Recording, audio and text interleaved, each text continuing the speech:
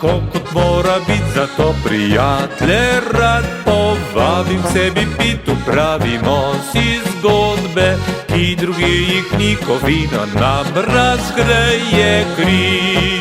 Poleti v moji kleti je lepo hladno, po zimi se pred mrazom vanjo skrijemo, a zame je najlepše, ko mi svet Martin ponuja čaše mladih vin. Sem veseli kletar, vina sem gospodar, zame dan je izgubljen, če svojo klet ne grem. Tam zaobljeni so, je največji gospod, dobrega vina sitko je nalit. Nečeva vinska klet.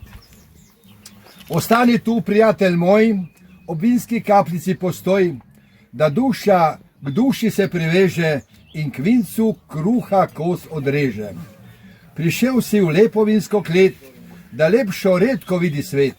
Vsa polna glasbe je navdiha, z ansamblom Slak prijetno diha.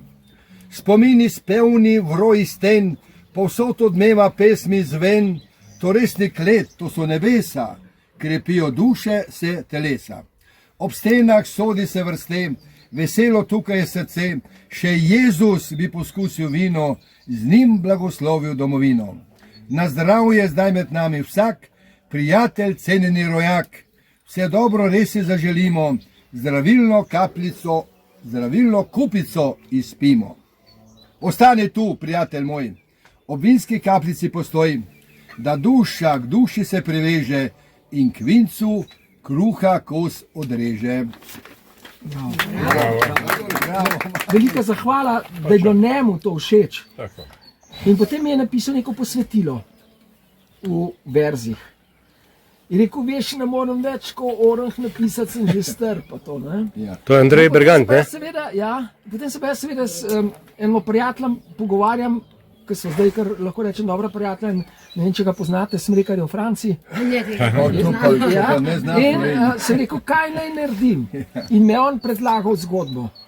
Dal mi je številko, zdaj tudi lahko rečem prijatelja, čudovit človek. In je naredil iz teh idej to prečudovito pesem. In ker sem jo želel imeti v glasbeno, sem šel do Rudija Poljanška. Je to zdaj že 2 leti tega, kar se je to začel. In je seveda takoj stvar vzel v roke, ker sem želel imeti tistega umelost, ki je podoben tudi Lojzetu. In je on to delal, nisem ga pa nič ga nisem preganjal, nič, to je trajalo leto dni, ki me enkrat poklical in celo nekaj poslal, en insert na telefon, da sem slišal in me je bilo seveda takoj všeč.